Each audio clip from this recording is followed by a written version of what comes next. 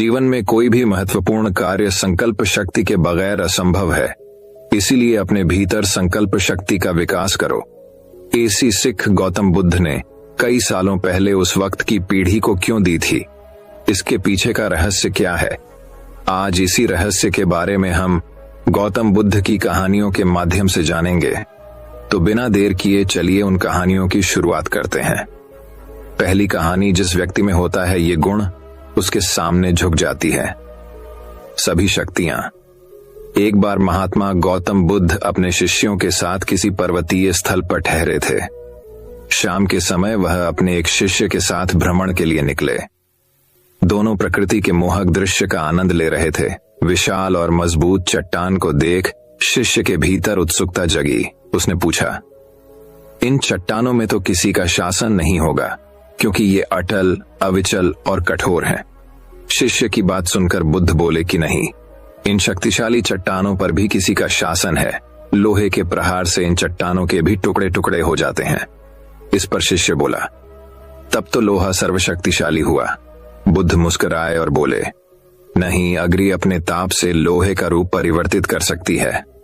उन्हें धैर्यपूर्वक सुन रहा शिष्य बोला, इसका मतलब अग्नि सबसे शक्तिवान है। बुद्ध ने फिर उसी भाव से उत्तर दिया, नहीं, जल अग्नि की उष्णता को शीतलता में परिवर्तित कर देता है तथा अग्नि को शांत कर देता है। शिष्य कुछ सोचने लग गया। बुद्ध समझ गए थे कि उसकी जिज्ञासा अब भी पूरी तरह शांत नहीं हुई है। शिष्य ने फिर सवाल किया, आखिर जल पर किसका शासन है? भगवान बुद्ध ने उत्तर दिया, वायु का। वायु का वेग जल की दिशा को बदल देता है। शिष्य कुछ कहता, इससे पहले ही बुद्ध ने कहा कि अब तुम कहोगे पवन सबसे शक्तिशाली हुआ। नहीं, पवन सबसे शक्तिशाली नहीं है। सबसे शक्तिशाली है मनुष्य की संकल्प शक्ति, क्योंकि इसी से पृथ्वी, जल, वायु, अग्नि इत्यादि को नियंत्रित किया जा सकता है। तो दोस्तों, इस कहानी से हमें ये सीख मिलती है कि जीवन में कोई भी महत्वपूर्ण कार्य संकल्प शक्ति के बगैर असंभव है। इसलिए अपने भीतर संकल्प शक्ति का विकास करो। तो दोस्तों, चलिए अब हमारी दूसरी कहानी की शुरुआत करते हैं। दूसरी कहानी, गौतम बुद्ध रोज अपने शिष्यों को उपदेश देते थे। बुद्ध की ज्ञान की बातें सुनने काफी लोग आते थे। एक व्यक्ति गौतम बुद्ध का प्रवचन सुनने रोज नियम से आता था और उनकी सारी बातें सुनता था। बुद्ध अपने प्रवचनों में क्रोध, अहंकार, लोभ, शत्रुता छोड़ने की बात कहते थे। बुद्ध के प्रवचनों का सार यही था कि इन बुरी बातों को छोड़े बिना जीवन में शांति नहीं मिल सकती है। एक दिन उस व्यक्ति ने गौतम बुद्ध से कहा कि तथागत, मैं रोज नियम से आपके प्रवचन सुन रहा हूं, लेकिन मुझे कोई लाभ नहीं मिल रहा है। आपकी सारी बातें सच हैं, लेकिन मेरे जीवन में इनसे कोई बदलाव नहीं आ रहा है। बुद्ध ने उस व्यक्ति से पूछा कि तुम कहां रहते हो? उसने जवाब दिया कि मैं श्रावस्ती में रहता हूं। बुद्ध ने पूछा, ये जगह यहां से कितनी दूर है? उस व्यक्ति ने जगह की दूरी बताई। इसके बाद बुद्ध ने फिर पूछा, तुम वहां कैसे जाते हो? व्यक्ति ने बताया कि कभी घोड़े पर, कभी बैलगाड़ी पर बैठकर जाता हूं। बुद्ध ने फिर पूछा कि तुम्हें वहां पहुंचने में कितना समय लगता है? व्यक्ति ने पहुंचने का समय भी बता दिया। इसके बाद बुद्ध ने अंतिम प्रश्न पूछा कि क्या तुम यहां बैठे बैठे ही श्रावस्ती पहुंच सकते हो? इस प्रश्न के जवाब में व्यक्ति ने कहा कि गुरुजी, ये कैसे संभव है? इसके लिए तो चलना पड़ेगा, तभी मैं वहां पहुंच सकता हूं। बुद्ध बोले कि हम चलकर ही हमारे लक्ष्य तक पहुंच सकते हैं। ठीक इसी तरह जब तक हम अच्छी बातों का पालन नहीं करेंगे, उन पर चलेंगे नहीं, तब तक हम पर प्रवचनों का कोई असर नहीं होगा। सिर्फ अच्छी बातें सुनने से हमारा जीवन नहीं बदलता है। हमें प्रवचन को समझना होगा और उन्हें अपने जीवन में अपनाना होगा। व्यक्ति को बुद्ध की बातें समझ आ गईं और उस दिन के बाद उसने भी बुद्ध के बताए मार्ग पर चलना शुरू कर दिया। बुद्ध के प्रवचनों से व्यक्ति की सोच बदल गई और उसका मन शांत हो गया। तो दोस्तों, इस कहानी से हमें ये सीख मिलती है कि इस छोटी सी कथा की सीख यह है कि अगर हम मन शांत करना चाहते हैं तो हमें क्रोध, लोभ, मोह, अहंकार को तुरंत छोड़ देना चाहिए। इन बुराइयों की वजह से हमारा मन अशांत रहता है, शांति नहीं मिलती है। तो दोस्तों, चलिए अब हमारी तीसरी कहानी की शुरुआत करते हैं। तीसरी कहानी, महात्मा बुद्ध द्वारा सैकड़ों वर्ष पहले दिए गए उपदेश आज भी प्रासंगिक है। तो आइए आज पढ़ते हैं महात्मा बुद्ध के जीवन से जुड़ी एक बड़ी ही प्रेरक और दिलचस्प कहानी, जिसमें उन्होंने बताया है कि आदमी की तुलना कैसे करें। एक बार एक आदमी महात्मा बुद्ध के पास पहुंचा। उसने पूछा, प्रभु, मुझे ये जीवन क्यों मिला? इतनी बड़ी दुनिया में मेरी क्या कीमत है? बुद्ध मुस्कुरा दिए और उस आदमी को एक चमकीला पत्थर देते हुए बोले कि जाओ, पहले इसका मूल्य पता करके आओ, लेकिन इसे बेचना मत, केवल मूल्य पता करना। वो आदमी सबसे पहले उस पत्थर को लेकर एक आम वाले के पास गया और उसे पत्थर दिखाते हुए बोला, इसकी कीमत क्या होगी? आम वाला पत्थर को देखते ही समझ गया कि ये कोई बेशकीमती पत्थर लगता है। फिर भी वह बनावटी आवाज में बोला कि मैं इसके बदले में 10 आम दे सकता हूं। आदमी वहां से चला गया और एक सब्जी वाले के पास पहुंचा, जिसने कहा कि मैं इसके बदले एक बोरी आलू दे सकता हूं। अब उस आदमी को यह मालूम पड़ चुका था कि यह पत्थर वाकई में कीमती है, और फिर वो उसे लेकर एक हीरे के व्यापारी के पास पहुंचा। व्यापारी पत्थर को देखकर अचंभित रह गया। उसने कहा कि मैं तुम्हें इसके बदले 10 लाख रुपए दे सकता हूं। आदमी महात्मा बुद्ध के पास जाने के लिए मुड़ा ही था कि व्यापारी ने आवाज लगाई कि मैं तुम्हें इसके बदले में 50 लाख रुपए देने को भी तैयार हूं। लेकिन आदमी नहीं रुका। व्यापारी ने गिड़गिड़ाते हुए फिर आवाज लगाई कि तुम मुझे बस वो हीरा दे दो, बदले में तुम जितना धन चाहो मैं देने के लिए तैयार हूं। आदमी नहीं माना और महात्मा बुद्ध के पास लौट गया और उन्हें पत्थर वापस करते हुए पूरा वृत्तांत कह सुनाया। बुद्ध मुस्कुराकर बोले, आम वाले ने इसका मोल 10 आम लगाया, सब्जी वाले ने एक बोरी आलू और हीरे के व्यापारी ने कहा कि यह अनमोल है। इस पत्थर के गुण जिसने जितने समझे उसने उतने मोल लगाए। ऐसा ही ये जीवन है। हर आदमी एक हीरे के समान है। दुनिया उसके गुणों को जितना पहचान पाती है उतनी ही महत्ता देती है। लेकिन आदमी और हीरे में फर्क ये है कि हीरे को कोई दूसरा तराशता है और आदमी को अपने आप को खुद ही तराशना पड़ता है। तुम भी अपने भीतर के गुणों को तराशो, तुम्हें पहचानने वाला भी कोई ना कोई मिल ही जाएगा। महात्मा बुद्ध की इस प्रेरक कहानी से हमें ये सीख मिलती है कि इंसान को उसके गुणों के आधार पर महत्व दिया जाता है।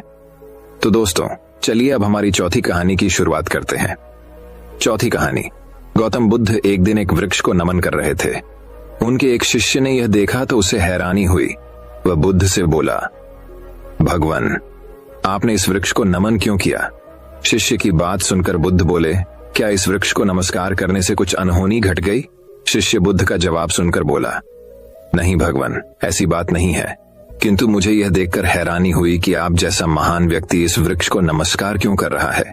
वह न तो आपकी बात का जवाब दे सकता है और न ही आपके नमन करने पर प्रसन्नता व्यक्त कर सकता है।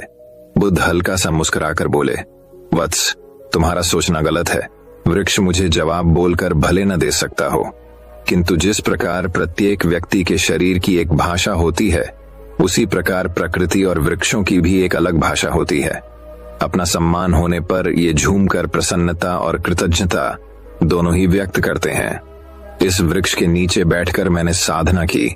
इसकी पत्तियों ने मुझे शीतलता प्रदान की, धूप से मेरा बचाव किया। हर पल इस वृक्ष ने मेरी सुरक्षा की। इसके प्रति कृतज्ञता व्यक्त करना मेरा कर्तव्य है। प्रत्येक व्यक्ति को प्रकृति के प्रति सदैव कृतज्ञ बने रहना चाहिए, क्योंकि प्रकृति व्यक्ति को सुंदर जीवन प्रदान करती है। तुम जरा इस वृक्ष की ओर देखो कि इसने मेरी कृतज्ञता व धन्यवाद को बहुत ही खूबसूरती से ग्रहण किया है और जवाब में मुझे झूम कर यह बता रहा है कि आगे भी वह प्रत्येक व्यक्ति की हर संभव सेवा करता रहेगा। बुद्ध की बात पर शिष्य ने वृक्ष को देखा तो उसे लगा कि सचमुच वृक्ष एक अलग ही मस्ती में झूम रहा था और उसकी झूमती हुई पत्तियां, शाखाएं व फूल मन को एक अद्भुत शांति प्रदान कर रहे थे। यह देखकर शिष्य स्वतः वृक्ष के सम्मान में झुक गया। तो दोस्तों, चलिए अब हमारी 5वीं कहानी की शुरुआत करते हैं। 5वीं कहानी, भगवान बुद्ध श्रद्धा की शक्ति। एक बार बुद्ध भिक्षाटन के लिए निकले। एक गरीब ने उनको सूखी रोटी का टुकड़ा दिया। उन्होंने बहुत प्रसन्नता के साथ उसे ले लिया। अगले द्वार पर उनको स्वादिष्ट भोजन दिया गया। ले भिक्षु कहकर उनके पात्र में डाल दिया। बुद्ध ने उसे हाथ तक नहीं लगाया। आगे जाकर वह स्वादिष्ट भोजन कुत्तों को खिला दिया। साथ चलते शिष्य ने आश्चर्य से पूछा, भगवान, आपने ये क्या किया? क्या आधी रोटी से आपका पेट भर गया? इतना स्वादिष्ट भोजन आपने फेंक दिया? शिष्य ने इसका कारण पूछा। महात्मा बुद्ध ने मुस्कुराकर उत्तर दिया, उसमें श्रद्धा न थी। श्रद्धा पूर्वक दिया गया छोटा सा दान लाखों के रुपयों के दान से बढ़कर होता है। श्रद्धा में शक्ति और आकर्षण होता है। तो दोस्तों चलिए अब हमारी छठी कहानी की शुरुआत करते हैं। छठी कहानी, विश्वसनीयता की पुष्टि। एक समय की बात है, एक छोटे से गांव में एक किसान राम नाम का व्यक्ति रहता था। राम मेहनत और ईमानदारी के लिए जाने जाते थे। उसके पास एक छोटी सी जमीन थी जिस पर वह विभिन्न फसलें उगाता था। एक दिन जब वह अपनी खेती कर रहा था, उसने जमीन पर एक छोटी सी पर्स पाई। वह उसे रवाना करता है और बोहत में मिलता है। राम आश्चर्यचकित थे और उन्हें यह पता नहीं चला कि क्या किया जाए। उसे पता था कि पैसे उसके पास नहीं हैं, लेकिन उसे रखने का मन था। बहुत सोच विचार के बाद राम ने गांव में पर्स के बारे में निर्णय लिया। वह गांव के बाजार में गया और यहां वहां से पूछा कि किसी के पर्स का नुकसान हुआ है क्या, लेकिन कोई नहीं मांगा। राम को अनुमान था कि पर्स का मालिक शायद गांव से नहीं हो सकता था। राम ने आसपास के शहर में ग्राहकों से पूछताछ का निर्णय लिया। वह शहर गया और लोगों से पूछा कि किसी का पर्स खराब हो गया है। कई अपने 14 तक के मालिक की तलाश करने के बाद आखिरकार उसने एक चौथी महिला को ढूंढा, जिसने कहा कि वह अपने गांव से होती हुई खो गई थी। बच्चों की महिलाओं को देखकर खुश हुई। उन्होंने राम को धन्यवाद दिया और उनकी विश्वसनीयता के लिए एक समर्थक के तौर पर पेश किया। लेकिन राम ने राक्षसों से इनकार कर दिया और कहा, माता जी, यह मेरा कर्तव्य है कि मैं वापस आ जाऊं जो मेरा नहीं है। इष्ट की मदद करना अपना अपना समर्थक है। राम की सत्यता की खबर शहर में निकली और सभी उनकी अच्छी तरह से प्रशंसा करने लगे। राम की सत्यनिष्ठा ने उन्हें समुदाय में प्रतिष्ठित व्यक्ति बना दिया। कहानी का सिद्धांत है कि ईमानदारी सर्वश्रेष्ठ नीति है। इच्छा अनुसार ही आकर्षक क्यों न हो, कुछ ऐसी चीज रखने का जो हमारी नहीं है। सही चीज करना और उसे उसके सही मालिक को वापस लाना महत्वपूर्ण है। ईमानदारी न केवल सम्मान प्राप्त होता है, बल्कि इससे आत्मिक संतुष्टि और मन की शांति मिलती है। तो दोस्तों चलिए अब हमारी 7वीं कहानी की शुरुआत करते हैं। 7वीं कहानी दोस्तों बात बहुत समय पहले की है। एक नगर में एक महान तलवारबाज रहता था। उसके जैसा तलवारबाज उस पूरे नगर में, तो क्या पूरे राज्य में नहीं था। राज्य भर में उसकी ख्याति फैली हुई थी। अपनी तलवारबाजी के दम पर उसने अपने राजा को कई युद्धों में जीत दिलवाई थी, इसलिए सभी उसका बहुत सम्मान करते थे। समय बीतने के साथ वह वृद्ध हो चला था। वह नहीं चाहता था कि उसकी कला उसके साथ ही इस दुनिया से चली जाए, इसलिए उसने पूरे राज्य में ऐलान करवाया कि जो भी तलवारबाजी सीखना चाहता है वह उसके पास आकर सीख सकता है। राज्य के कई युवक उसके पास आए और उसके शिष्य बनकर तलवारबाजी सीखने लगे।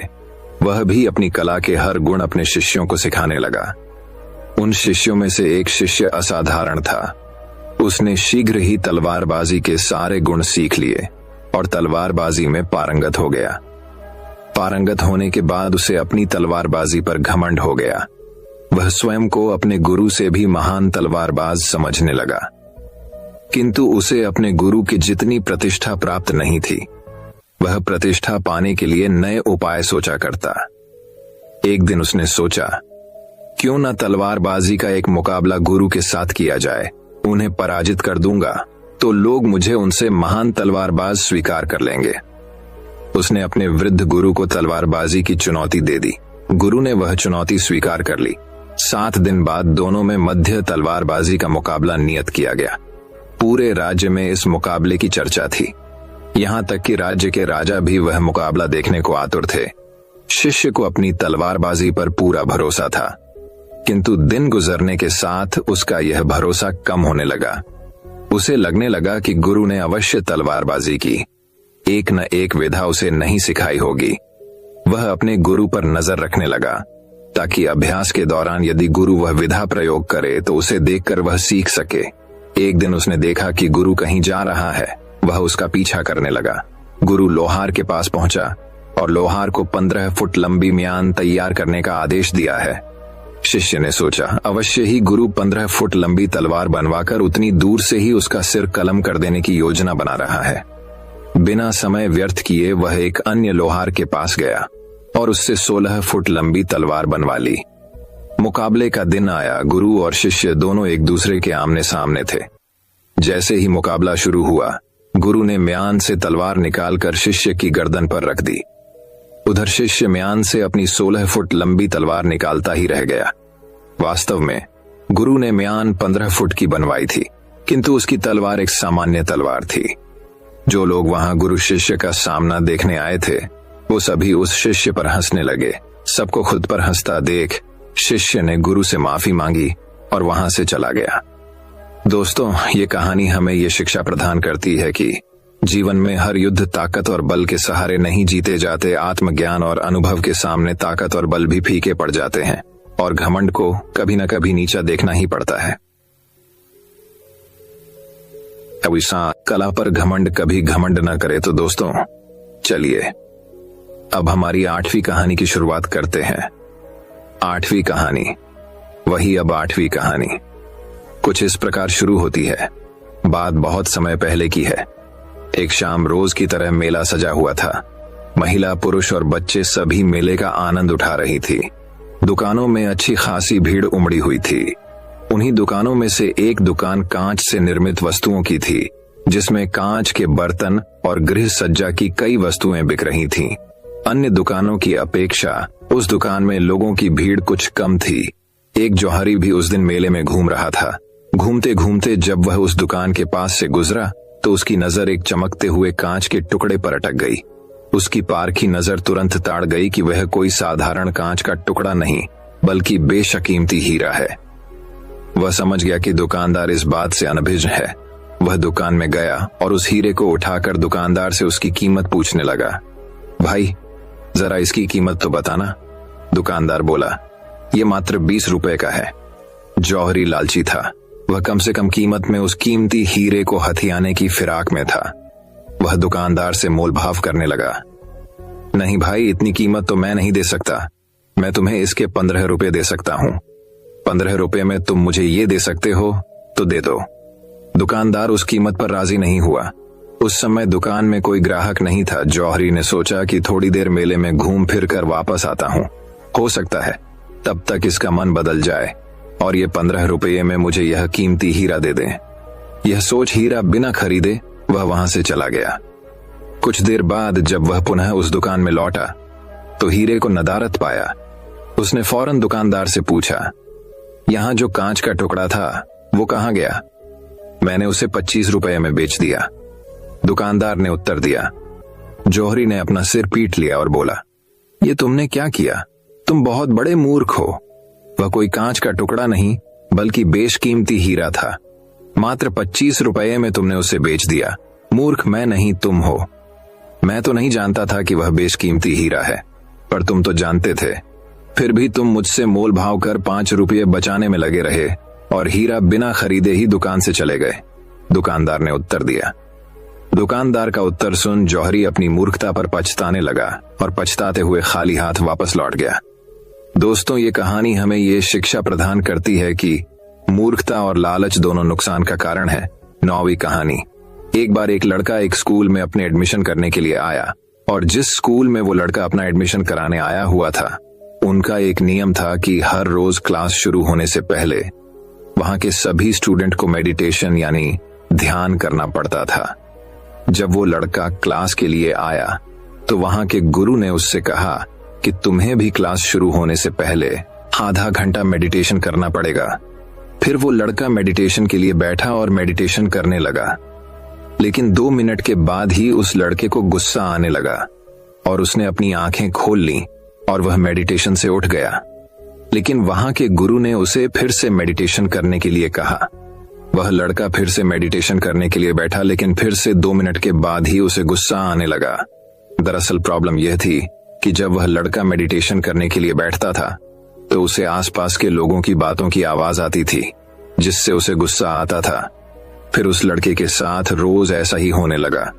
3 दिन बीतने के बाद उसने अपनी यह प्रॉब्लम उस स्कूल के एक गुरु कोपताई को बता दी और उस लड़के ने उस गुरु को यह भी कहा कि जब हम मेडिटेशन करते हैं तो यहाँ के लोगों को बातें करने के लिए मना कीजिए, क्योंकि यह जो डिस्टरबेंस होता है तभी मुझे गुस्सा आता है। और जब मैं मेडिटेशन करता हूं और कोई मुझे डिस्टर्ब करता है तो मेरा मन उस इंसान को मारने के लिए या डांटने के लिए करता है। इसीलिए मुझे मेडिटेशन करने के लिए शांत माहौल चाहिए।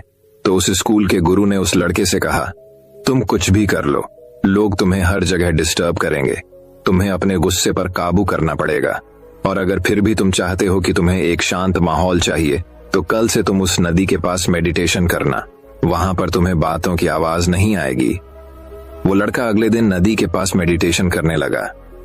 जब वह मेडिटेशन करने के लिए बैठा तो थोड़ी देर के बाद वहां से एक आदमी अपना कुत्ता लेकर जा रहा था। उस कुत्ते की आवाज से उस लड़के को डिस्टर्ब हुआ और उसे गुस्सा आ गया, और फिर से 3 दिन तक उसके साथ ऐसा ही हुआ। फिर उस लड़के ने सोचा, क्यों ना मैं नदी के बीच में जाकर मेडिटेशन करूं, वहां पर मुझे कोई डिस्टर्ब नहीं करेगा। वह लड़का एक नाव लेकर नदी के बीचों बीच चला गया और वहां पर मेडिटेशन करने लगा, और जैसे उसने सोचा था वैसा ही हुआ। नदी के बीच में उसे किसी ने भी डिस्टर्ब नहीं किया, और अब से हर रोज ऐसा ही होने लगा था।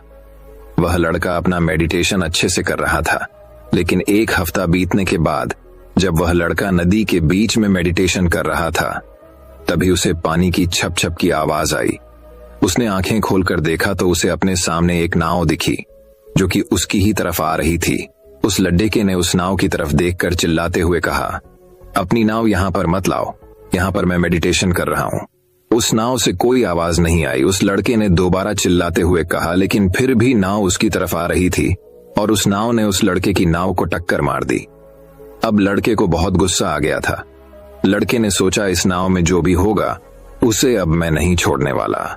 फिर लड़का जैसे ही उस नाव के अंदर गया, लड़के ने देखा उस नाव में कोई भी नहीं था। लड़के का गुस्सा शांत हो गया।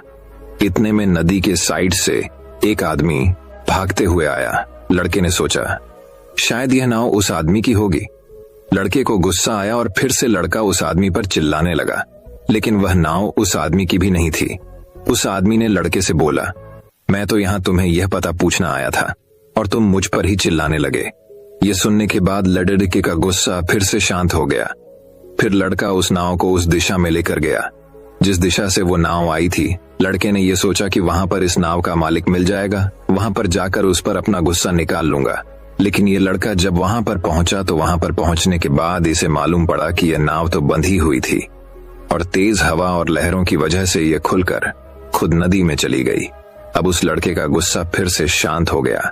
वह किसी को कुछ बोल ही नहीं सकता था, क्योंकि यह सब जो हुआ था यह तो नेचुरली हुआ था, प्रकृति की वजह से हुआ था। किसी का बीच में कोई दोष नहीं था। उस लड़के ने 1 मिनट के लिए सोचा कि जब यह नाव मेरी नाव को टक्कर मारी थी तो तब मुझे बहुत गुस्सा आया था और मेरा मन यह कह रहा था कि जिस किसी ने भी ये किया हो उसे मैं नहीं छोड़ूंगा। और जैसे मुझे पता चला कि वह नाव खाली है, उस नाव में कोई नहीं है, तो मेरा गुस्सा शांत हो गया। और जब मुझे यह पता चला कि नाव किसी इंसान की वजह से नहीं बल्कि हवा की वजह से नेचुरली खुल गई थी, तो मैं अपने गुस्से को भूल गया। यही चीज होती है हमारे साथ भी। जब हमें किसी चीज पर गुस्सा आता है और वह चीज किसी इंसान की वजह से होती है, तो हम अपना गुस्सा उस इंसान पर तो निकाल लेते हैं। लेकिन अगर कोई चीज प्रकृति की वजह से होती है, नेचुरली होती है, तो हम अपना गुस्सा किसी पर भी निकाल नहीं सकते और हम अपने गुस्से को भूल जाते हैं। क्यों ना अगर हम हर बार ऐसे ही सोचें, जब हमें गुस्सा आए किसी इंसान की वजह से, तो हम ये सोचे कि अगर यह प्रकृति की वजह से होता तो क्या हम उस इंसान पर चिल्लाते। मैंने बहुत से लोग देखे हैं जो अपने गुस्से को जरा भी कंट्रोल नहीं कर सकते और फिर जिंदगी भर पछताते रहते हैं, क्योंकि गुस्से में इंसान नहीं रहता, जानवर बन जाता है या दरिंदा बन जाता है। याद रखिए, आप अपने गुस्से में एक पल के लिए सब्र कर लेते हैं तो आप 1000 दिनों के दुख से बच जाएंगे। तो दोस्तों, इस कहानी से हमें यह सीख मिलती है कि मर्द वह नहीं है जो सामने वाले को उठाकर पछाड़ दे, बल्कि मर्द तो वह है जो गुस्से के हालात में खुद को काबू कर ले। 10वीं कहानी। एक नाव की कहानी। एक समय की बात है, एक बड़ा सा जहाज तूफान होने की वजह से डूब गया और उस जहाज में जितने भी लोग थे वह उस जहाज समेत डूब गए। सिर्फ एक आदमी को छोड़कर। वह आदमी वहां से बच निकला और एक सुनसान आइलैंड पर जाकर बेहोश होकर गिर गया। सुबह जब उस आदमी को होश आया तो उसने देखा कि वह एक सुनसान आइलैंड पर था, जहां पर दूर दूर तक कोई भी नजर नहीं आ रहा था। वह आदमी ऊपर वाले की तरफ देखकर दुआ मांगने लगा कि मेरी मदद करो, इस सुनसान आइलैंड पर किसी न किसी को भेज दो। लेकिन वहां उसकी मदद के लिए कोई भी नहीं आया।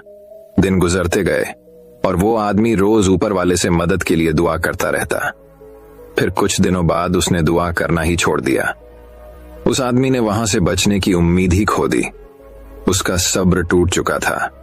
तभी उस आदमी ने लड़कियां इकट्ठा की और उनसे एक टेंट बनाए। उसने नारियल के पेड़ से बहुत सारे नारियल तोड़े और खाने के लिए मछलियां पकड़ने लगा।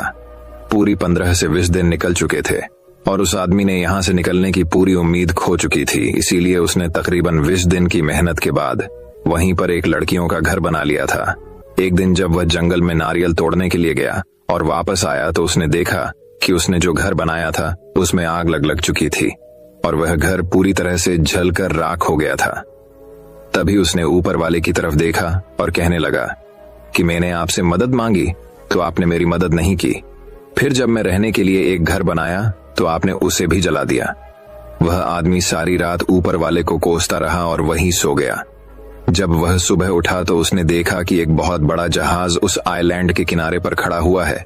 वह आदमी यह देखकर बहुत खुश हो गया और तुरंत जहाज पर चढ़ गया। जब उसने पायलट से पूछा कि उन्हें कैसे पता चला कि वह इस सुनसान आइलैंड पर है, तब पायलट ने कहा कि कल तुमने जो आग जलाकर हमें सिग्नल भेजा था उसी की वजह से हम आइलैंड पर आए हैं। तभी उस आदमी ने कहा कि मैंने तो कोई सिग्नल नहीं भेजा था। तभी वह आदमी सोचने लगा और उसे याद आया कि रात में जो उसका टेंट जल गया था, जो उसने घर बनाया था जो जल चुका था, शायद उसी की वजह से ये लोग यहाँ पर आए हैं। तभी वह आदमी ऊपर देखकर खुशी से चिल्लाने लगता है। सेम चीज हमारे साथ भी होती है। हम सब रोज कई सारी प्लानिंग करते हैं और अगर चीज हमारी प्लानिंग के हिसाब से नहीं होती है तब हम बौखला जाते हैं। किसी चीज को लेकर हमारी उम्मीद पूरी तरह से टूट जाती है। हमारा सब्र हमें आवाज देने लग जाता है और हम ऊपर वाले को ब्लेम करने लग जाते हैं, लेकिन आपको नहीं पता कि उसका प्लान आपके लिए क्या है। आप उसका अंदाजा भी नहीं लगा सकते। वह लाखों करोड़ों लोगों की जिंदगी चलता है। उसे सब पता है कि कब किसे क्या देना है और क्या नहीं।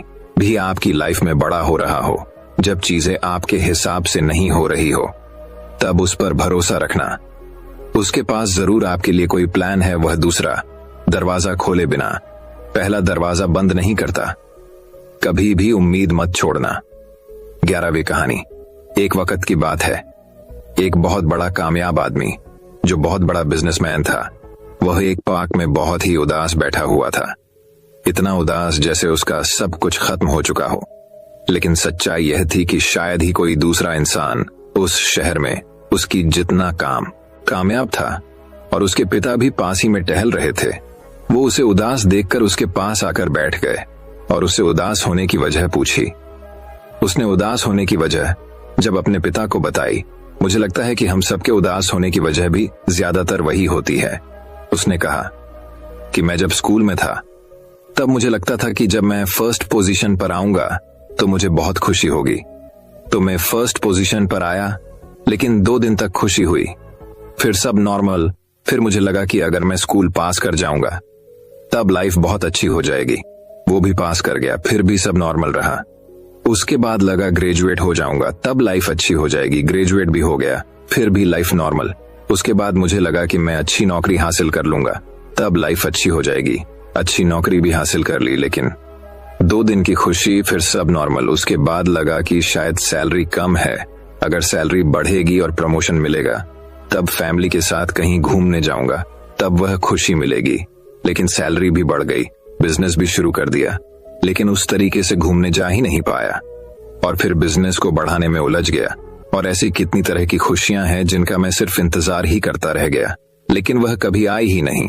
और अब ऐसा लगता है कि वह खुशियां शायद कभी आएंगे ही नहीं, क्योंकि इतना सब कुछ मिलने के बाद भी नहीं आई तो आप कहां से आएगी। ये सब सुनने के बाद उसके पिता उसकी बात समझ गए और उसे उसी पार्क के पास एक बगीचे में ले गए जहां पर बहुत सारे तरह तरह के फूलों की लंबी लाइन थी। उसके पिता ने उससे कहा कि मैं तुम्हें तुम्हारी बात का जवाब बाद में दूंगा, पहले इधर आओ और एक काम करो। ये जो फूलों की लाइन है, तुम्हें इसके साइड से चलना है और इन फूलों में से सबसे अच्छा दिखने वाला फूल तोड़ कर लाना है। लेकिन एक शर्त है, इस पूरी लाइन में तुम पीछे मुड़कर नहीं देख सकते हो और ना ही तुम पीछे वापस आ सकते हो। सिर्फ आगे देख सकते हो और आगे ही बढ़ सकते हो। अब उस आदमी ने उन फूलों की लाइन के साइड से चलना शुरू किया। बहुत सारे अच्छे अच्छे फूल उन फूलों की लाइन में लगे हुए थे, अलग अलग कलर के, अलग अलग खुशबू के। तो वो आदमी जब भी किसी फूल को तोड़ने के बारे में सोचता तो उसे लगता कि शायद आगे अभी बहुत लंबी लाइन लगी हुई है, इससे भी सुंदर और इससे भी बढ़िया फूल आगे मिल जाएगा। तो इसलिए वह उस फूल को छोड़कर वहां से आगे बढ़ जाता। अब वह पीछे जा नहीं सकता था और आगे लाइन छोटी होती जा रही थी। तो ऐसा करते करते वो उस लाइन के आखिर में पहुंच गया, जहां पर थोड़े ही फूल थे और उनमें से भी ज्यादातर मुरझाए हुए थे। 12वीं कहानी। एक समय की बात है, एक कारपेंटर था जो बहुत अच्छे अच्छे घर बनाया करता था। वह अपने बॉस का सबसे अच्छा कारीगर था। उस कारपेंटर के जैसा घर पूरे शहर में कोई नहीं बन सकता था। जब भी कोई इंसान उसके हाथ से बना हुआ घर देखता तो वो उसकी बड़ी तारीफ क्या करता। यह कारपेंटर 40 साल से अपने बॉस के लिए काम कर रहा था। अब उसकी उम्र 60 साल की हो गई थी। उसने सोचा कि मुझे अब रिटायरमेंट ले लेनी चाहिए। तो वो अपने बॉस के पास पहुंचा और बॉस से कहा कि बॉस, मुझे अब रिटायरमेंट चाहिए। मैं 40 साल आपके साथ मिलकर बहुत अच्छा काम किया है, अरे अच्छे अच्छे घर बनाए हैं, और अब मैं रिटायर होना चाहता हूं। तभी उसके बॉस ने उसे रोका और कहा, मेरे पास एक बहुत बड़ा प्रोजेक्ट आया है और मैं चाहता हूं कि तुम ही उसे पूरा करो, और यह प्रोजेक्ट पूरा करने के बाद तुम चाहो तो रिटायरमेंट ले सकते हो, तुम्हें कोई नहीं रोकेगा। तो अब वह बेचारा कारपेंटर रिटायर होने के मूड से आया था, लेकिन बॉस ने अब जाते जाते और एक काम दे दिया और 2 महीने तक अब और काम करना पड़ेगा। तो उसका मन तो नहीं था उसे प्रोजेक्ट को हाँ बोलने का, लेकिन बस के साथ 40 साल काम किया है तो ना भी नहीं बोल सकता था। इसीलिए उसने उस प्रोजेक्ट के लिए ने हाँ बोल दिया। अब उस प्रोजेक्ट पर काम शुरू हुआ तो कारपेंटर जैसा पहले काम करता था, पूरी शिद्दत के साथ, पूरे दिल से। अब उसने वैसा काम नहीं किया। उसने बहुत ही ढीले तरीके से और जैसे तैसे करके उसे घर को बना दिया। तभी उस बॉस ने कारपेंटर को रोका और उस घर की चाबियां उसे वापस दे दी और कहा कि तुम मेरे सबसे बेहतरीन कारीगर हो और तुमने मेरे साथ 40 साल काम किया है। अब तुम रिटायर हो रहे हो, इसलिए मैं तुम्हें एक तोहफा देना चाहता था, और वह तोहफा यह घर है जो तुमने अभी अभी बनाया है। उस कारपेंटर ने जैसे ही यह सुना, उसके मुंह से यह सब निकाल, काश काश मुझे यह पता होता है, यह घर मेरा ही होने वाला है, तो मैं इस घर को अपनी पूरी जिंदगी का सबसे अच्छा घर बनाता। इस घर को मैं अपनी पूरी शिद्दत और मेहनत से बनाता। दोस्तों, हमें इस कहानी से ये सीख मिलती है कि हमें जिंदगी में भी ये जो काश शब्द है, ये बोलने की जरूरत नहीं पड़नी चाहिए। काश मैं ऐसा कर लेता, काश मैं वैसा कर लेता, काश मैं वो जॉब छोड़ देता, काश मैं ये जॉब कर लेता। कभी भी फैसला लो तो सोच समझ कर फैसला लो कि बाद में आपको रिग्रेट फील ना हो। मैं जानता हूं कि कुछ चीज होती है जो हमारे हाथ में नहीं होती, तो ऐसे वक्त में काश बोलने की जगह जो हो गया है उसे भूल जाओ और जिंदगी में आगे बढ़ो, आगे रास्ता ढूंढो। 13वीं कहानी। एक बार एक जंगल में एक हिरण पानी की तलाश में इधर से उधर भटक रही थी। काफी टाइम के बाद उसे एक नदी दिखती है। जब वह नदी के पास जाती है तो उसकी नजर अपने राइट में पड़ती है तो उसे शिकारी नजर आता है जो कि कमान के साथ उस पर निशाना लगाकर खड़ा हुआ था। वह हिरण अपने लेफ्ट में देखती है तो झाड़ियां के पीछे उसे एक शेर नजर आता है। फिर जैसे हिरण पीछे की तरफ देखती है, उसे जंगल में भयानक आग लगी हुई दिखती है जो कि धीरे धीरे उसके तरफ बढ़ रही थी। और जब सामने देखती है तो सामने तो उसके गहरी और चौड़ी नदी थी। हिरण के चारों तरफ से मुसीबत आ चुकी थी। तभी हिरण को याद आता है कि मैं पानी पीने आई थी। वह जैसे ही पानी पीने के लिए अपना सर नदी में झुकती है, आसमान में काले बादल छा जाते हैं और उन बादलों में से बारिश होने लगती है। तो जो आग लगी हुई थी वह बुझ जाती है और बारिश की वजह से शिकारी का निशान चुपकर सीधा शेर को लग जाता है। फिर शेर शिकारी के पीछे लग जाता है।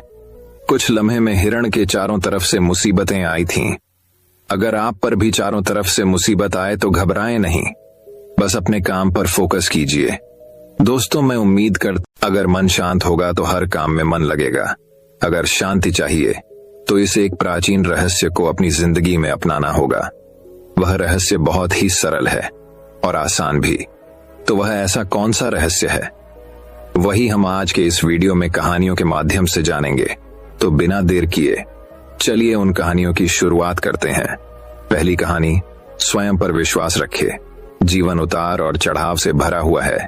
जीवन में परिश्रम तो हर कोई करता है, लेकिन सफलता जरूरी नहीं कि हर एक व्यक्ति को मिल जाए। कुछ लोग निरंतर परिश्रम करते हैं, लेकिन जब उन्हें असफलता मिलने लगती है तो वह स्वयं पर विश्वास रखना छोड़ देते हैं और फिर उन्हें लगने लगता है कि अब तो उनके जीवन का कोई महत्व नहीं। दुनिया में कई ऐसे लोग हैं जो असफलता प्राप्त करने के बाद हार मान जाते हैं। जीवन में आने वाली तनिक क्षणों की मुश्किलों से घबरा जाते हैं।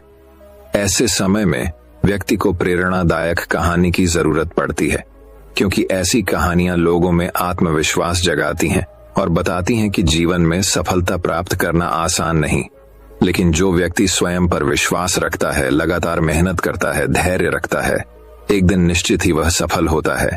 दुनिया भर में कई सारी प्रेरणादायक कहानियां मौजूद हैं जिससे आप प्रेरणा पा सकते हैं।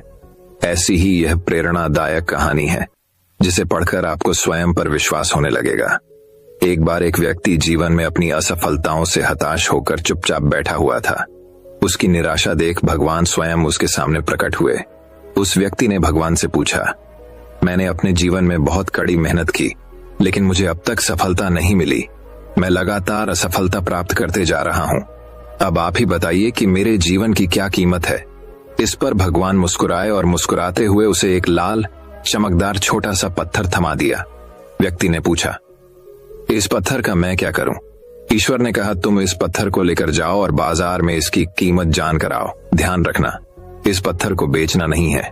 ईश्वर के कहे अनुसार वह व्यक्ति उस लाल चमकदार पत्थर को लेकर बाजार में उसकी कीमत झांत करने निकल पड़ता है। सबसे पहले उसे राह पर एक संतरा बेचने वाला आदमी दिखता है।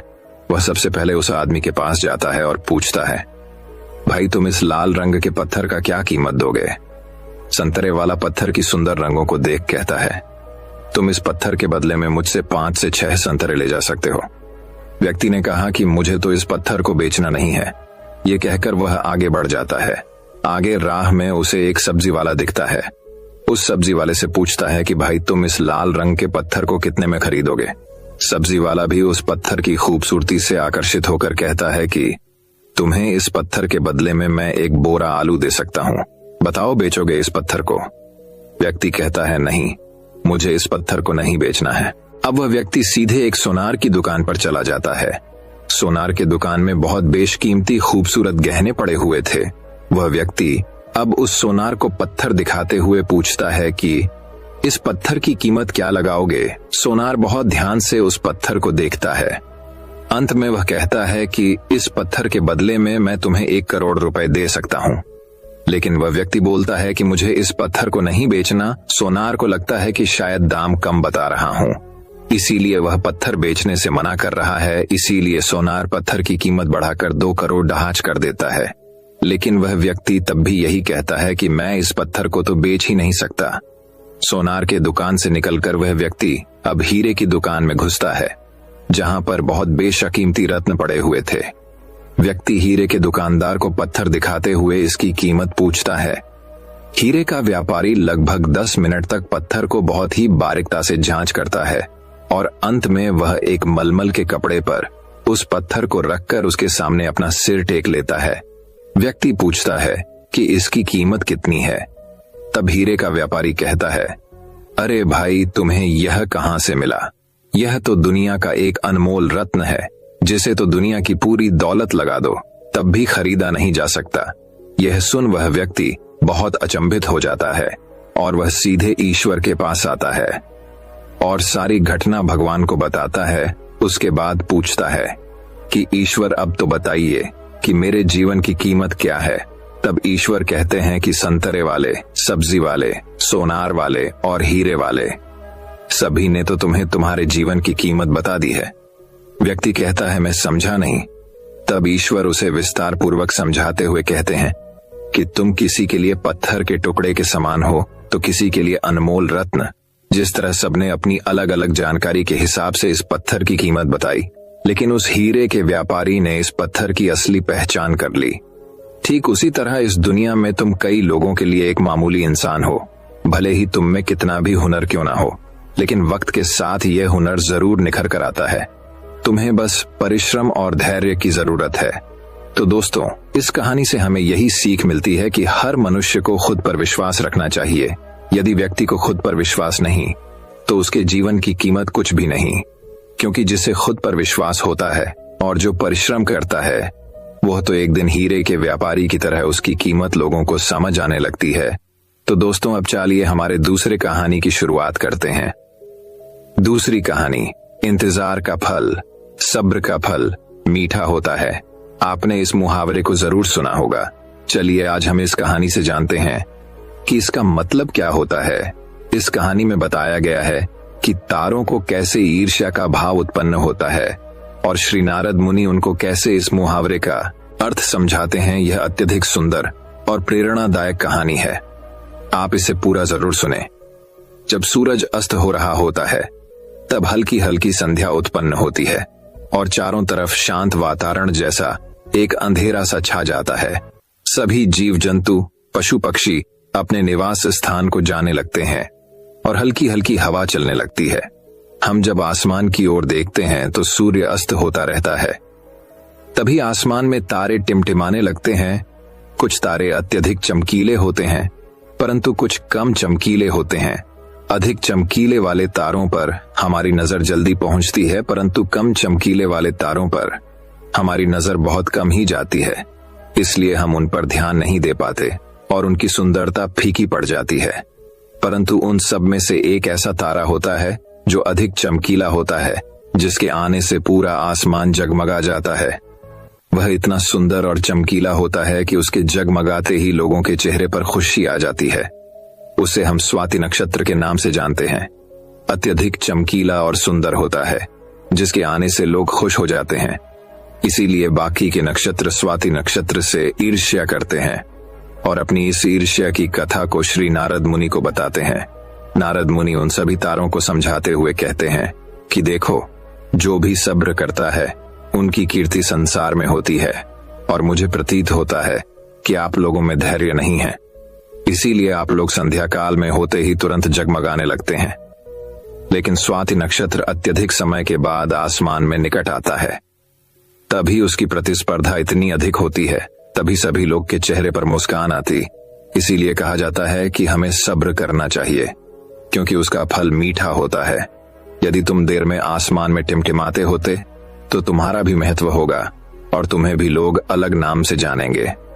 नारद मुनि द्वारा समझाई गई बात सभी तारों के समझ में आ गई।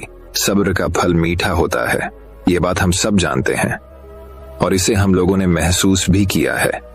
मैं हमेशा अपने कार्य को पूरा करने के बाद उसके परिणाम के इंतजार में उतावला हो जाता हूँ, या फिर अपने आने वाले कार्य को पूरा करने के लिए उतावला हो जाता हूँ, जिससे मेरा आने वाला कार्य बिगड़ जाता है। परंतु मुझे ऐसा नहीं करना चाहिए। मुझे सब्र करना चाहिए उस परिणाम का या उस आने वाले कार्य का, जिससे मैं उस कार्य को अच्छे से समाप्त करूं और उसका परिणाम भी अच्छा हो। हम जानते हैं, जल्दी में लगाया हुआ निशाना हमेशा अपने गोल से बाहर जाता है। हमें धैर्य पूर्वक उस निशाने को भेजना चाहिए, तभी हमें जीवन में सफलता मिलेगी। हमें किसी भी कार्य को धैर्य पूर्वक करना चाहिए, तभी सफलता के दरवाजे खुलते हैं। धैर्य ही ऐसा शस्त्र है जो विकट परिस्थितियों में मनुष्य के मस्तिष्क का संतुलन बनाए रख सकता है और उसको आगे आने वाली चुनौतियों से निपटने के लिए नए मार्ग को बतला सकता है। बड़े बड़े महात्मा और महापुरुषों के द्वारा भी बताया गया है कि हमें भी किसी कार्य में सफलता पानी है तो उसे चिंता मुक्त होकर करना चाहिए और सब्र रखना चाहिए। परिणाम की सफलता अवश्य मिलेगी। तो दोस्तों, अब चलिए हमारे तीसरी कहानी की शुरुआत करते हैं। तीसरी कहानी, टाइम मोटिवेशनल स्टोरी। हमारी जिंदगी छोटे छोटे समय के भागों में बटी हुई है। हमारी जिंदगी में कई दिन, कई घंटे, कई मिनट और कई सेकंड होते हैं, परंतु कुछ लोग इसी समय में उस मुकाम को हासिल कर जाते हैं जिसकी उन्हें चाह होती है। वे समय का सदुपयोग करते हैं और अपने जीवन में सफल हो जाते हैं। एक गांव में एक गरीब आदमी रहता था। उसके घर में उसकी पत्नी और उसकी एक बेटी और एक छोटा बेटा था। उसकी पत्नी दूसरों के घर में काम करके अपने परिवार का खर्च चलाती थी। उसका पति, जिसका नाम रामू था, रामू दिन भर नशे में डूबा रहता था और दूसरों के साथ अपना समय बर्बाद किया करता था। कहीं इधर ताश के पत्ते खेलता दिखता था तो कहीं उधर लोगों के दरवाजे में बैठकर गपशप मारा करता था। अपने परिवार का ख्याल उसे बिल्कुल नहीं था। उसके माता पिता ने उसकी शादी कराकर गलती कर दी थी। बेचारी उसकी पत्नी दिन रात काम कर कर अपने बच्चों का पेट पालती थी। यदि उसकी पत्नी एक भी दिन काम पर न जाए तो उसके बच्चे भूखे रह जाते थे। इसीलिए उसकी पत्नी प्रत्येक दिन दूसरों के वहां काम करती थी। लेकिन रामू को इन सब बातों से कोई फर्क नहीं पड़ता था। उसे बस अपना समय बर्बाद करके हंसी मजाक और पत्ते खेलने में बहुत मजा आता था। शाम को शराब पीकर घर आकर जोर जोर से अपनी पत्नी को चिल्लाता था। कई बार उसने अपनी पत्नी को मारा भी, लेकिन अब उसकी पत्नी करें भी तो क्या, वह तो अपने बच्चों को छोड़कर नहीं जा सकती थी। रामू को जो कोई भी समझाता था कि रामू कुछ कार्य करा करो, पैसे कमाया करो, अपने परिवार का खर्च तो उठाओ, तुम्हारे 2 बच्चे हैं, तुम्हारी पत्नी है, उनकी देखभाल करो, ऐसे अपना समय क्यों बर्बाद करते हो। रामू उसके ऊपर बिगड़ जाता था और कहता, तुम्हें इससे लेना देना क्या, मैं कुछ भी करूं, यह मेरा जीवन है, मैं तुम्हारे घर में खाता हूं क्या। इसके कारण कोई भी गांव का सदस्य इससे इस विषय में बात ही नहीं करता था। वह सुबह खाकर निकल जाता था और रात में शराब पीकर आता और अपनी बीवी के ऊपर गुस्सा करता था। ऐसा ही कुछ दिनों तक चलता रहा। कुछ दिनों बाद संसार में एक ऐसी बीमारी ने जन्म लिया जो मानव जाति के लिए अत्यधिक खतरनाक थी। चारों तरफ उस बीमारी का कहर था। आप सब जानते होंगे मैं कोरोना वायरस की बात कर रहा हूं। जब सरकार द्वारा लॉकडाउन लगा दिया गया था तब चारों तरफ लोगों का एक दूसरे के वहां आना जाना बंद हो गया था। सारे कार्य, सारी फैक्ट्रियां, सारी गाड़ियां इत्यादि बंद हो गए थे। अब रामू का परिवार भूखा मरने लगा था क्योंकि उसकी पत्नी जो रोज कमाने जाती थी वह अब किसी के घर इसी कारण नहीं जा पाती थी कि कहीं इस बीमारी की वजह मैं न हो जाऊं। लोग उसे अब काम पर बुलाना बंद कर दिए थे। उसके परिवार में अनाज का एक दाना भी नहीं पता था, ना उसके घर में कुछ पैसे थे। अब वह क्या करता। उसका छोटा बेटा भी बीमार हो गया था। उसके बच्चे की तबीयत ज्यादा खराब हो गई थी। तब रामू को समझ आया कि अपने परिवार को ध्यान देना चाहिए। उसने बच्चे को अस्पताल ले जाने का सोचा, परंतु उसके पास पैसे नहीं थे। वह गांव वालों से पैसे मांगने गया। गांव वालों ने कहा, पहले कहने पर तो हम लोगों को ही जली कटी सुना देते थे, अब इस लॉकडाउन में हमारे पास कहां से पैसा आए। यही कहकर वह लौटा देते थे। रामू अत्यधिक परेशान था। अब करें तो भी क्या करें। वह चाह कर भी कुछ नहीं कर सकता था। एक पूरा दिन बीत गया। उसके बेटे की तबीयत और भी ज्यादा खराब हो गई। तभी किसी तरह उसकी पत्नी ने जहां काम करती थी वहां से कुछ पैसे जुटाकर लाई और अब रामू अपने बच्चे को हॉस्पिटल ले जाने की तैयारी की। रामू अपने बच्चे को लेकर गांव के बाहर एक अस्पताल में पहुंचा। रामू दौड़ता हुआ डॉक्टर के पास गया। उसने कहा, मेरे बच्चे को बचा लीजिए। डॉक्टर साहब ने सारे इंस्ट्रूमेंट लगाकर चेक किया, तब उसका बेटा मर चुका था। डॉक्टर साहब ने यह बात रामू से कही कि यदि तुम अपने बच्चे को 10 से 15 घंटे पहले ले आते तो मैं तुम्हारे बच्चे को बचा लेता। मुझे बहुत दुखी होकर कहना पड़ रहा है कि मैं तुम्हारे बच्चे को मैं बचा ना सका। ये सुनकर रामू के पैरों तले के नीचे से जमीन खिसक गई। वह रोने लगा। उससे कहने लगा, यह सब मेरी गलती है। मैंने जीवन में कुछ नहीं किया, सिर्फ अपने समय को बर्बाद किया है। यदि आज मेरे पास पैसे होते तो मैं अपने बेटे को हॉस्पिटल जल्दी ला पाता और मेरा बेटा बच जाता। मैंने अपने जीवन में समय को बहुत बर्बाद किया है, लेकिन आज मुझे समय को अहमियत पता चल गई है। तो हमें इस कहानी से यह शिक्षा मिलती है कि हमें अपने समय को बर्बाद नहीं करना चाहिए, उसका सदुपयोग करना चाहिए। तभी हमें अपने जीवन में सफलता मिल सकती है। इस कहानी में अगर रामू पहले से काम करता होता तो उसके पास पैसे होते और अपने बेटे का इलाज करा पाता, जिससे उसका बेटा आज जिंदा होता। मित्रों, हमें हमेशा अपने समय का सदुपयोग करना चाहिए। तो दोस्तों, अब चाली हमारे चौथी कहानी की शुरुआत करते हैं। चौथी कहानी वृद्ध महिला जोधपुर की एक चर्चित दुकान पर लस्सी का ऑर्डर देकर हम सब दोस्त यार आराम से बैठकर एक दूसरे की खिंचाई और हंसी मजाक में लगे ही थे कि एक लगभग 75 से 80 वर्ष की बुजुर्ग महिला पैसे मांगते हुए मेरे सामने अपने हाथ फैलाकर खड़ी हो गई। उनकी कमर झुकी हुई थी, चेहरे की झुर्रियों में भूख तैर रही थी, नेत्र भीतर को धंसे हुए किंतु सजल थे। उनको देखकर मन में न जाने क्या आया कि मैंने अपनी जेब से सिक्के निकालने के लिए डाला हुआ हाथ वापस खींचते हुए उनसे पूछ लिया, दादी जी लस्सी पियेंगे? मेरी इस बात पर दादी कम अचंभित हुई और मेरे मित्र अधिक, क्योंकि अगर मैं उनको पैसे देता तो बस 5-10 रुपए ही देता, लेकिन लस्सी तो 30 रुपए की एक है। इसलिए लस्सी पिलाने से मेरे गरीब हो जाने की और उस बूढ़ी दादी के द्वारा मुझे ठग कर अमीर हो जाने की संभावना बहुत कम बढ़ गई थी। दादी ने सकुचाते हुए हामी भरी और अपने पास जो मांगकर जमा किए हुए 66 रुपए थे वो अपने कांपते हाथों से मेरी ओर बढ़ाए। मुझे कुछ समझ नहीं आया तो मैंने उनसे पूछा, ये किस लिए? इनको मिलाकर मेरी लस्सी के पैसे चुका देना बाबूजी। भावुक तो मैं उनको देखकर ही हो गया था, रही बची कसर उनकी। इस बात ने पूरी कर दी। एकाएक मेरी आंखें छलछला आईं और भर भर आए हुए गले से मैंने दुकान वाले से एक लस्सी बढ़ाने को कहा। उसने अपने पैसे वापस मुट्ठी में बंद कर लिए और पास ही जमीन पर बैठ गई।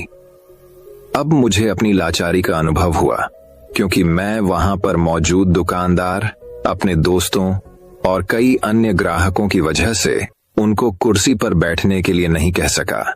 डर था कि कहीं कोई टोक ना दे, कहीं किसी को एक भीख मांगने वाली बूढ़ी महिला के उनके बराबर में बिठाए जाने पर आपत्ति न हो जाए। लेकिन वो कुर्सी जिस पर मैं बैठा था मुझे काट रही थी। लस्सी कुल्लड़ों में भरकर हम सब मित्रों और बूढ़ी दादी के हाथों में आते ही मैं अपना कुल्लड़ पकड़कर दादी के पास ही जमीन पर बैठ गया, क्योंकि ऐसा करने के लिए तो मैं स्वतंत्र था, इससे किसी को आपत्ति नहीं हो सकती थी।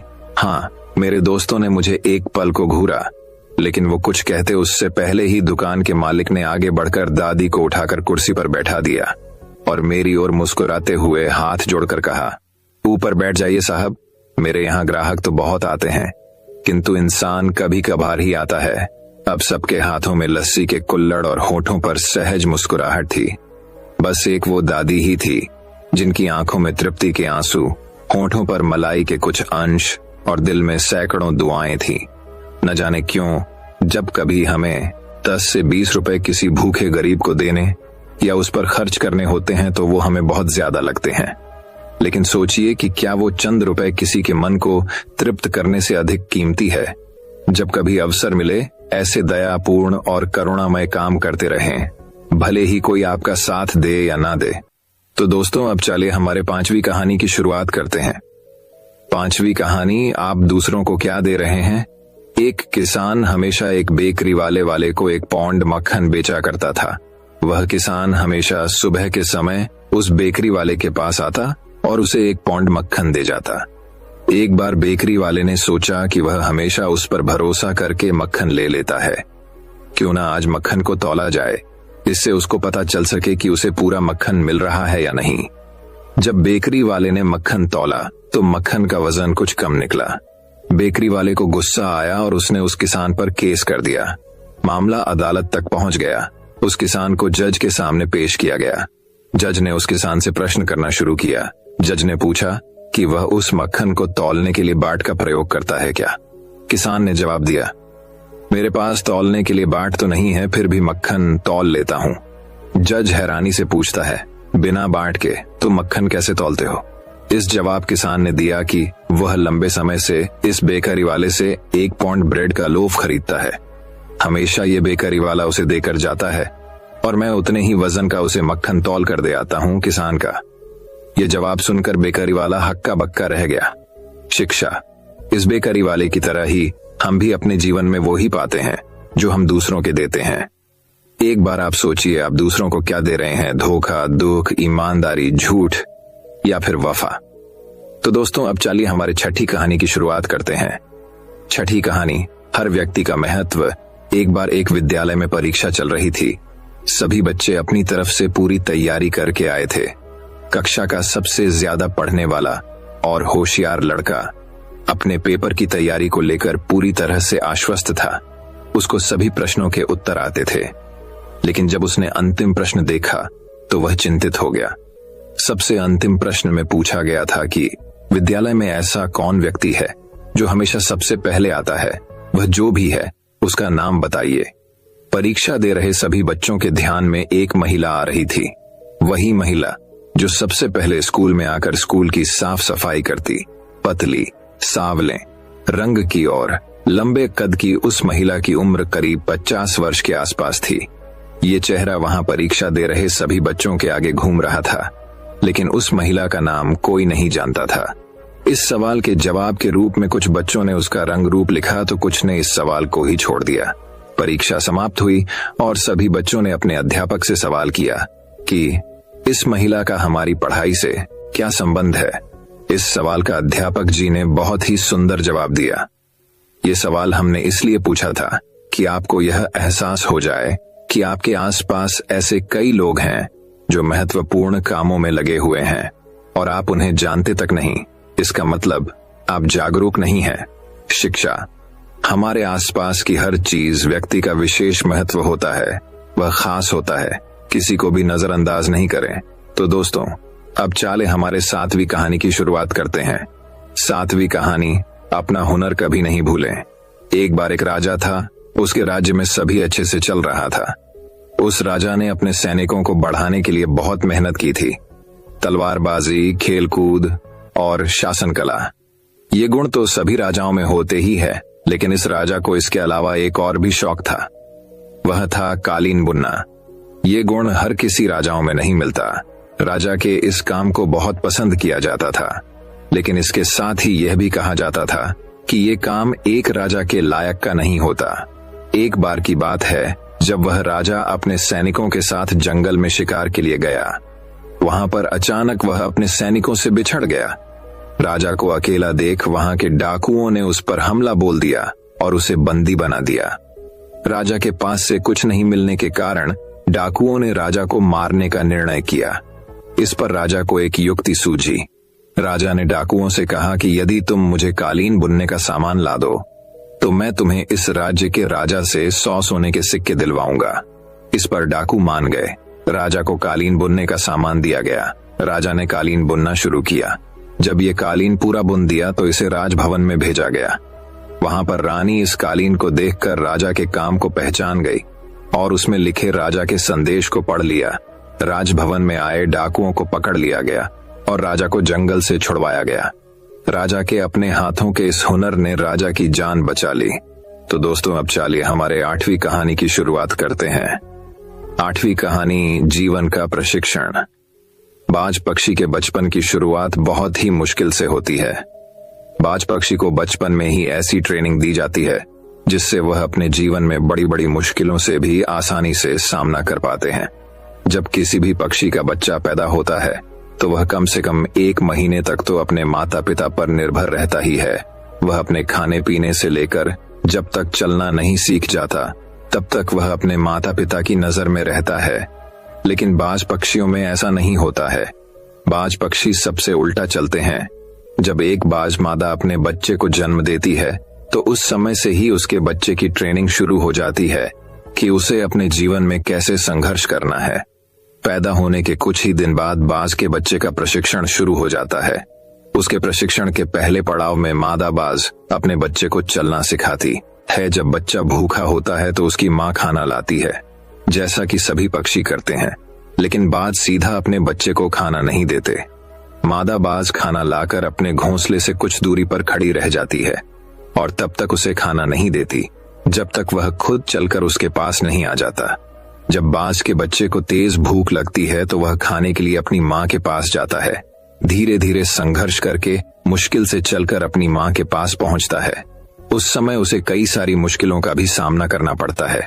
उसे कई चोटें भी लगती है, लेकिन उसकी माँ उसे खाना तक नहीं देती जब तक वह खुद उसके पास चलकर नहीं आ जाता। उसकी माँ कठोर दिल रखकर सिर्फ उसके पास आने का इंतजार करती है, उसे कोई मदद नहीं करती है। जब वह चलना सीख जाता है तो दूसरा पड़ाव आता है। यह पड़ाव उसके लिए बहुत ही मुश्किल होता है। इसमें मादा बाज अपने बच्चे को अपने पंजों में पकड़कर उसे खुले आसमान में ले उड़ती है। अपने बच्चे को पंजों में दबाकर वह लगभग 12 से 14 किलोमीटर ऊपर तक ले जाती है और वहां से उसे छोड़ देती है। तब वह बच्चा नीचे गिरने लगता है और वह उसे देखती है। जब उसका बच्चा 1 या 15 किलोमीटर तो बच्चे को डर लगने लगता है कि वह अब मर जाएगा और अपने पंख फड़फड़ाने लगता है। उड़ने की पूरी कोशिश करता है, फिर भी वह उड़ नहीं पाता तो मादा बाज उसे झट से आकाश में ही पंजों में पकड़ लेती है और उसे जमीन पर गिरा देती है। ऐसा उसकी माँ तब तक करती हैं जब तक वह पूरी तरह से उड़ना नहीं सीख जाता। इस प्रकार से एक बाज के बचपन की शुरुआत होती है और उसे इस कठिन प्रशिक्षण को करना पड़ता है। इस कठिन प्रशिक्षण से वह अपने जीवन में बहुत कुछ सीखता है। इसके कारण ही वह अपने से दुगुना वजनी का भी आसानी से शिकार कर सकता है और उसे आसमान में ले उड़ता है। इस प्रशिक्षण से वह मजबूत और शक्तिशाली हो जाता है। हमें बाज के इस प्रशिक्षण से जीवन में बड़ी सीख मिलती है। हर व्यक्ति, जानवर या पक्षी अपने बच्चों से बहुत प्यार करता है। इसका मतलब ये नहीं कि वह उसे अपने पर ही निर्भर रहने दें। उसे जिंदगी में मुश्किलों का सामना करना भी सिखाएं, जिसके कारण वह अपनी प्रतिभा दिखा सके और अपने एक बेहतर व्यक्तित्व कायम कर सके। हमेशा अपने बच्चों को ये ही सिखाए कि जिंदगी का दूसरा नाम ही संघर्ष है। अपने जीवन में यदि कुछ भी हासिल करना है तो संघर्ष करना ही पड़ेगा। तो दोस्तों, अब चलिए हमारे 9वीं कहानी की शुरुआत करते हैं। 9वीं कहानी सफलता रिश्तों से मिलती है।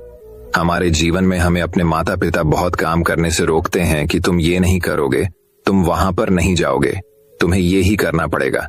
हमें कई काम करने से रोकते हैं। क्या आपको लगता है कि वो हमें रोककर गलत कर रहे हैं? क्या इनके रोकने से हम सफल नहीं हो रहे हैं? यदि आप यह सोचते हैं तो आपको यह प्रेरणादायक कहानी जरूर सुननी चाहिए। एक बार एक व्यक्ति और उसका बेटा दोनों अपने घर की छत पर पतंग उड़ा रहे थे। पतंग बहुत ही ऊंची उड़ रही थी, वो बादलों को छू रही थी। तब उसका बेटा उस व्यक्ति से कहता है कि पापा, ये पतंग इस डोर से बंधी हुई है, जिस कारण और ऊंची नहीं जा रही है। इस डोर को तोड़ दियाच देना चाहिए। बेटे की ये बात सुनकर उसका पिता उसके कहने पर वो डोर तोड़ देता है। उसका बेटा बहुत खुश होता है। वह पतंग टूट जाने से बहुत ऊंचाई पर पहुंच जाती है, लेकिन फिर कुछ समय बाद वह कहीं दूर जाकर खुद ही नीचे गिर जाती है। ये देख उस व्यक्ति का बेटा उदास हो जाता है। फिर वह व्यक्ति उसे कहता है कि अक्सर हमें लगता है कि हम जिस ऊंचाइयों पर है उस ऊंचाई से और भी ऊपर जाने से कुछ चीजें हमें रोक रही हैं, जैसे हमारा अनुशासन, रिश्ते, माता पिता और परिवार। इसकी वजह से हमें लगता है कि हम अपने जीवन में इस कारण ही सफल नहीं हो रहे हैं। इन सब से हमें आजाद हो जाना चाहिए। जैसा कि पतंग अपनी डोर से बंधे हुए रहती है और उस डोर की मदद से वह कई ऊंचाइयों को छू लेती है, उसी तरह हम भी अपने परिवार और रिश्तेदारों से बंधे हुए हैं।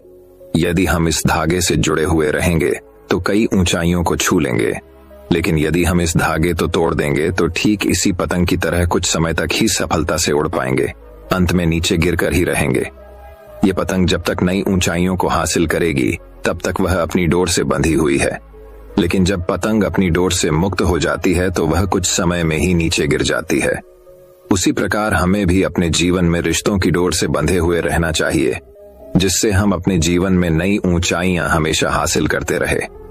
तो दोस्तों, अब चलिए हमारे 10वीं कहानी की शुरुआत करते हैं। 10वीं कहानी दोस्तों बात बहुत समय पहले की है। विशाल नगर राज्य का राजा शिकार करने का बहुत ही शौकीन था। एक दिन वह राजा अपने सरदार और कुछ सैनिकों के साथ शिकार के लिए जंगल की ओर निकला। वह काफी दूर तक शिकार की खोज में चले गए। ज्यादा दूर तक चलने से सभी को प्यास लगने लगी। सभी ने जंगल में पानी खोजना शुरू किया। फिर एक सैनिक को रास्ते पर एक कुआं दिखाई दिया। सैनिक ने राजा को यह बताया कि वहां पर एक कुआं है जहां से हम अपनी प्यास को शांत कर सकते हैं। राजा ने उस सैनिक को आदेश दिया कि वहां से उसके लिए पानी लाएं। सैनिक राजा के आदेश की पालना करते हुए उस कुएं के पास गया। वहां पर सैनिक ने देखा कि एक नेत्रहीन वृद्ध व्यक्ति रास्ते से जाने वाले लोगों की जल सेवा कर रहा है। सैनिक उस नेत्रहीन वृद्ध व्यक्ति के पास गया और बोला, "ऐ पनिहारे, एक लोटा पानी दे, हमें कहीं आगे जाना है।" ये सुनकर उस वृद्ध व्यक्ति ने जवाब दिया, "यहां से चला जा मूर्ख, मैं ऐसे लोगों को पानी नहीं पिलाता।" ये सुनकर सैनिक तुरंत वहां से चला गया। ये बात सैनिक ने राजा के सरदार को जाकर बताई। फिर सरदार उस नेत्रहीन वृद्ध व्यक्ति के पास गया और कहा, "ऐ बूढ़े, हमें प्यास लगी है, एक लोटा पानी दे।" ये सुनकर उसने नेत्रहीन वृद्ध व्यक्ति ने फिर पानी पिलाने से मना कर दिया। राजा की प्यास बढ़ती ही जा रही थी। राजा ने अपने सरदार से पानी के बारे में पूछा तो सरदार ने राजा से कहा कि उस कुएं पर एक नेत्रहीन व्यक्ति है जो पानी पीने से मना कर रहा है।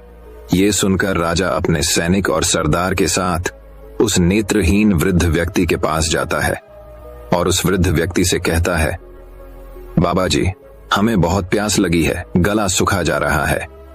यदि आप थोड़ा पानी पिला देंगे तो आपकी बहुत बड़ी कृपा होगी।